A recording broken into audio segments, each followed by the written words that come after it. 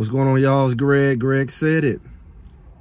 Back with another inspiration, motivation. We're here, what is it? Week 4 down, 3-1 Colorado. Just had Baylor showdown yesterday.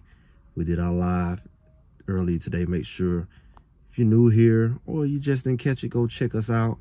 Go ahead and subscribe if you haven't. And check out that live from earlier today where we talked about what happened in that Baylor game and just some other things. You know, we've got a lot coming up. You know, one of the things I talked about is we seeing some key losses. Didn't know that Kansas State got blasted by BYU. They had their first loss. They technically would have had another loss. They had a loss to Tulane. They whooped Arizona. I don't think it counted for Arizona per se. You got to remember that. That was a prearranged game. Technically wasn't a conference game, but a lot of people starting to turn on them. And Oklahoma State is going to find Kansas State next week. Now, Oklahoma State still has their ranking possible. I don't know. They lost to Utah, even though Utah is ranked as well. So they both could have their rankings in jeopardy. But one thing for sure, both of them will have their second conference loss. Now, we don't play BYU, but we do play Kansas State. We do play Utah, Oklahoma State. We play pretty much everybody else. Nobody saw BYU coming. Clearly, BYU is undefeated. They're ranked #1 in the conference, if not tied. And we have to look at their schedule because they can be gliding right on in. And Utah has a freshman quarterback. They played decent. It didn't look that great.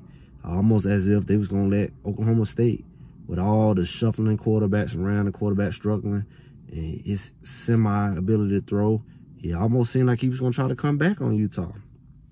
Just ran out of time. I think they ended up losing by 3 or maybe even less than that. I know if they had got a field goal, it would have been a different situation. I think they would have even won. I'm trying to remember the score. But they couldn't pull it off. Just looking at it, it's like, you know what? I felt like both teams, they were all right. Defenses were decent, but they both struggled with the pass. I think Utah was struggling with that little semi-pass game that Oklahoma State had. And Oklahoma State, they just look bad. Without their running game booming, they really didn't have much in the passing game. The quarterbacks were struggling. They were flip-flopping quarterbacks. And it's like, there's no real strong quarterbacks in this conference. I think Cam Rising was the guy. And a lot of these guys run, man. I think Kansas State quarterback can throw some, but he runs. He can take off running in their running game. So you just got to be on top of that. Fit your personnel for it and just keep it moving. Now, when we look at Colorado, to me, I felt like they could have blown Baylor away. It was at a point in the game, they were out second quarter. I felt like, okay, they can just Baylor wasn't really moving the ball on the defense. Then, boom, I think they got the punt return to help them out in that first quarter, but nothing much on offense. And then they got Colorado scored, and then Baylor turned around and scored their second quarter. And they went on a run and scored 3 touchdowns, but one was a special team, 2 was on offense. One was like a little go route, and another one, the quarterback ran the ball. They scored 21 points in the second quarter, 14 on offense. So Colorado went in, I think it was like 17 to, I think they scored 10 in the second quarter, 7 in the first. So it was like 17 to 24, something like that. So it was down a touchdown, getting the ball back in the second half. Then scored the first drive, ended up scoring. Ended up tying it up and all of that. And pretty much shut Baylor out the rest of the game. I think Baylor scored one more time late in the fourth quarter. But that's where, you know, that defense kind of kicked in again for the third, fourth week, where they don't really allow much. And if they can cut down on the foolishness, special team doesn't help at all. They could be a team hard to deal with if you don't have what you need that first quarter, because they're showing, the first half, because they're showing you that consistently nobody's been able to really do much with them, including Nebraska in that second half. Like we still waiting on for them to play a full game. And we're waiting for offense not to have slow starts, but we also waiting, like I've said 100 times, we're waiting for them not to have to play a primetime game. Maybe we have a proper comparison.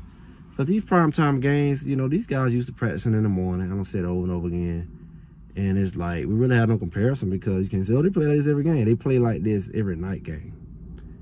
So we're going to kind of get to see them in the day.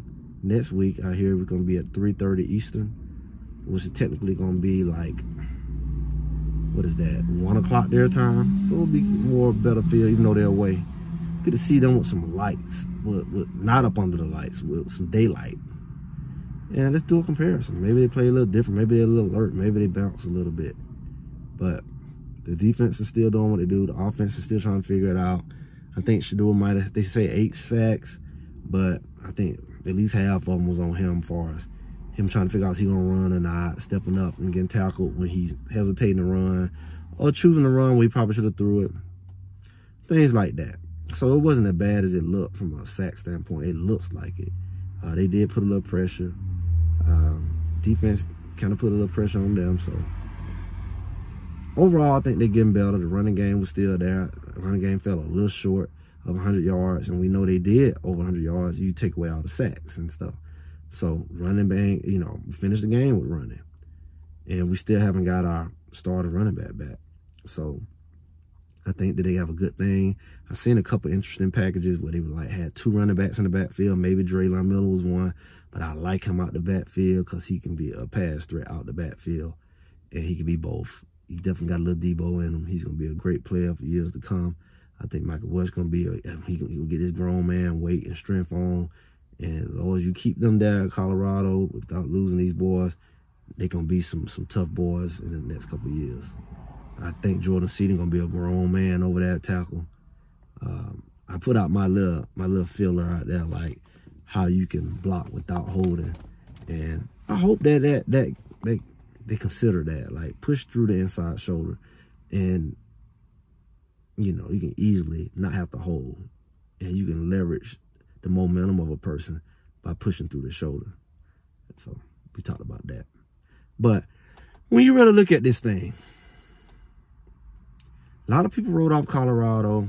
A lot of people said they couldn't beat Baylor. I feel like they should have beat Baylor at least by 2-3 touchdowns, and they spotted them with great field position a lot of times.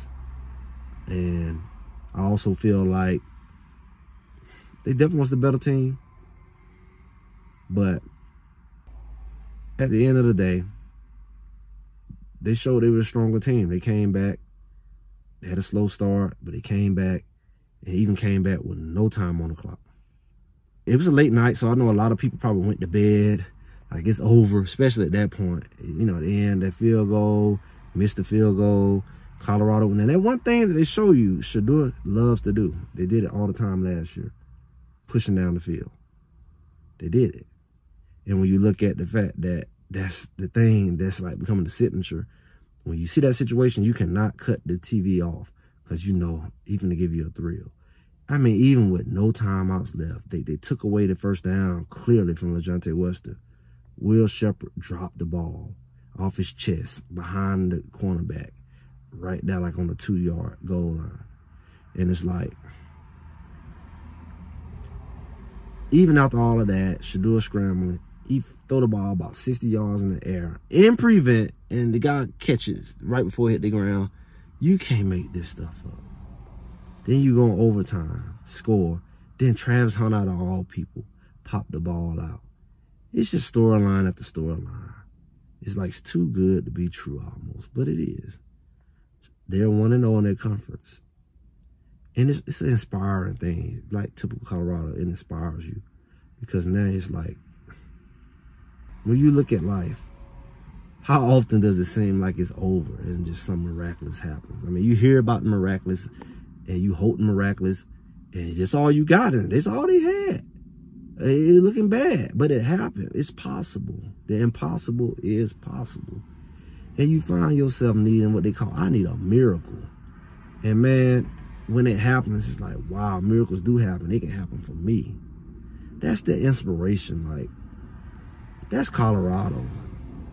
Now, you don't want to keep saying that. We seen it last year a few times.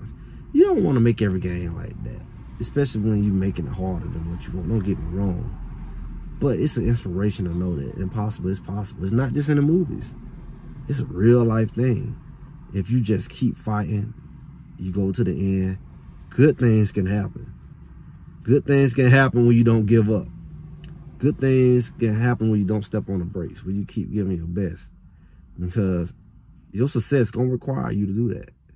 It's going to require you not to give up. It's going to require you to give your best. Shador had to throw, he could have threw it short. I mean, it was just this far from being short on the ground. But he made it to the end zone where he can get the ball.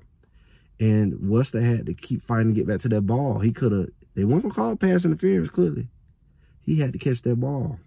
Everybody had to give maximum effort. Everybody had to believe it was possible.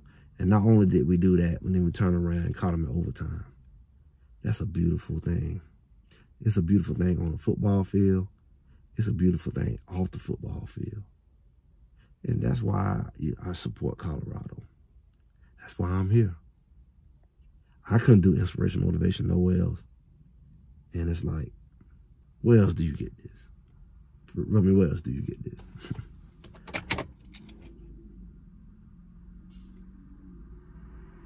But I got a feeling it's going to be more to come, y'all.